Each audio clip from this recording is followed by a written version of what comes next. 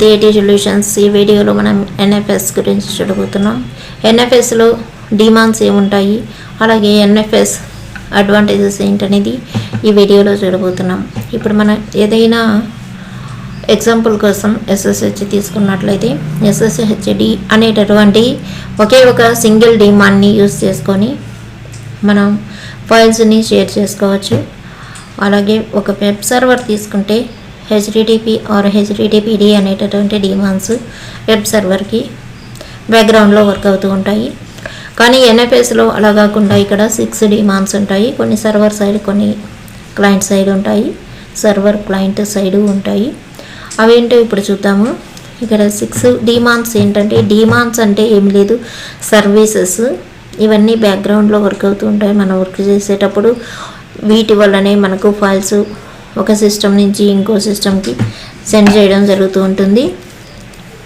First demand RPC.mountD. ఈ demand responsibility ఏంటంటే, client request చేసినప్పుడు మౌంట్ కానీ అన్మౌంట్ కానీ చేసినప్పుడు, ఎగ్జిక్యూట్ చేసినప్పుడు ఈ RPC.mountD అనేటటువంటి డిమాండ్ను కరెక్ట్గా ఎగ్జిక్యూట్ చేయడానికి, మౌంట్ని అన్మౌంట్ చేయడానికి యూజ్ అవుతూ ఉంటుంది. Second one RPC.NFSD.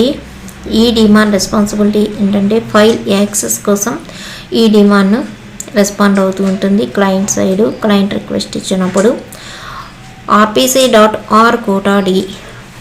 మనం ఒక్కొక్కసారి కోటా ఫైల్స్ని షేర్ చేసినట్లయితే ఆ కోటా ఫైల్స్ని ఎనేబుల్ చేసుకుంటూ NFS షేర్ డివైసెస్ ఏవైతే NFS క్లయింట్స్ ఉన్నాయో వాటికి పంపించినటువంటి కోటా ఫైల్స్ని ఏవైనా ఉన్నట్లయితే వాటిని ఎనేబుల్ చేయడమే ఈ RPC.RQuota-D అనేటటువంటి demand responsibility. Next one RPC.StatD. RPC.StatD అనేటటువంటి ఈ డిమాండ్ను to see the statistics about NFS server from NFS client when executing.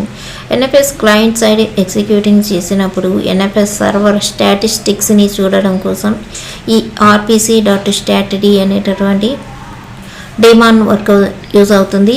దీనికి మనం నెట్స్టాట్ అలాగే NFS స్టాట్ అనేటటువంటి 2 కమాండ్స్ ఇచ్చి ఇన్పుట్ అవుట్పుట్ స్టాటిస్టిక్స్ని మనం చూడగలము. RPC.lockD అనేటటువంటి డిమాండ్ ఇది ఫైల్స్ని లాక్ చేయడం, రిలీజ్ చేయడం జరుగుతుంటుంది.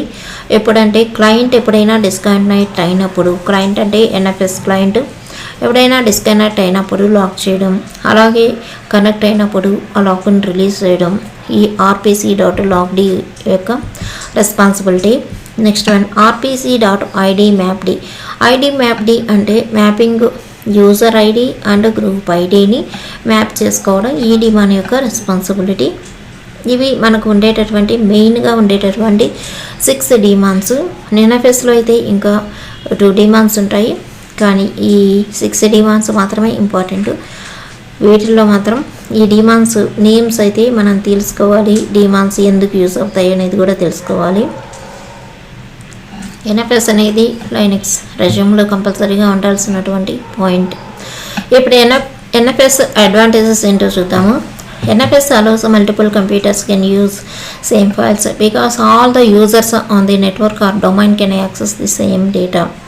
NFS ఏం చేస్తుంది ఏంటి, మనకు నెట్వర్క్లో ఫైల్స్ని షేర్ చేస్తుంటుంది. సేమ్ నెట్వర్క్ ఉన్నట్లయితే, ఈ సేమ్ నెట్వర్క్ అంటే ఏంటంటే, మనకు ఒక ప్రాజెక్ట్కి వర్క్ చేసేటటువంటి వాళ్ళు ఏ కంట్రీలో ఉన్నా కూడా సేమ్ నెట్వర్కే ఉంటుంది. అంటే IP అడ్రస్లు, పోర్ట్ నెంబర్స్ ఇవన్నీ సేమే ఉంటాయి. దానివల్ల సేమ్ నెట్వర్క్లోని యూజ్ చేసేవాళ్ళు అంటారు. అది మీకు కొంచెం కన్ఫ్యూజన్గా ఉండొచ్చు కొత్త వాళ్ళకైతే, వర్క్ చేస్తున్న వాళ్ళకైతే అర్థమవుతుంది. అది ఈ సేమ్ ఫైల్స్ని NFS క్లయింట్కి షేర్ చేయడం వలన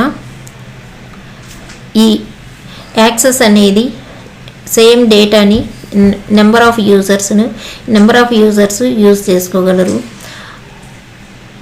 next one NFS reduces the storage cost. ఇలా ఎక్కువ మందికి షేర్ చేయడం వలన లోకల్ డిస్క్ స్పేస్లో మన ఫైల్ని అలోకేటింగ్ చేయడం కంటే స్టోరేజ్ డిఫరెంట్ యూజర్స్కి షేర్ చేయడం వలన వాళ్ళ లోకల్ డిస్క్ స్పేస్కి కొంత వెళ్తుంది. కాబట్టి ఈ స్టోరేజ్ కాస్ట్ అనేది కూడా ఎన్ఎఫ్ఎస్ రెడ్యూస్ చేస్తుంది. అలాగే NFS provides a data consistency and reliability because all users can read same set of files. Same set of ఫైల్స్ని అందరూ ఇక్కడ ఎన్ఎఫ్ఎస్ క్లయింట్ సైడ్ ఉండేటటువంటి యూజర్స్ అందరూ కూడా యూజ్ చేసుకోగలరు. కాబట్టి ఇక డేటా కన్సిస్టెన్సీ అలాగే రిలయబిలిటీ అనేటటువంటిది ఎన్ఎఫ్ఎస్ ప్రొవైడ్ చేస్తూ ఉంటుంది. NFS supports heterogeneous environment. Heterogeneous environment అంటే మల్టిపుల్ సిస్టమ్స్ మల్టిపుల్ యూజర్స్కి ఫైల్స్ని షేర్ చేయడాన్ని హెటరోజీనియస్ ఎన్విరాన్మెంట్ అంటారు. దానివలన ఎన్ఎఫ్ఎస్కి కాంపాటబిలిటీ అనేది ఉంటుంది. అలాగే యూజర్స్ ఓవర్ హెడ్ని రెడ్యూస్ చేస్తుంది ఎన్ఎఫ్ఎస్ అనేటటువంటిది. ఒక అప్లికేషన్కి మల్టిపుల్ ఫైల్స్ని యూజ్ చేస్తూ ఉంటాము. ఈ మల్టిపుల్ ఫైల్స్ రెస్పెక్టెడ్ యూజర్స్కి షేర్ చేయడం వలన మనకు సిస్టమ్ అడ్మినిస్ట్రేటర్స్కి వర్క్ బర్డన్ అనేది తగ్గుతుంది.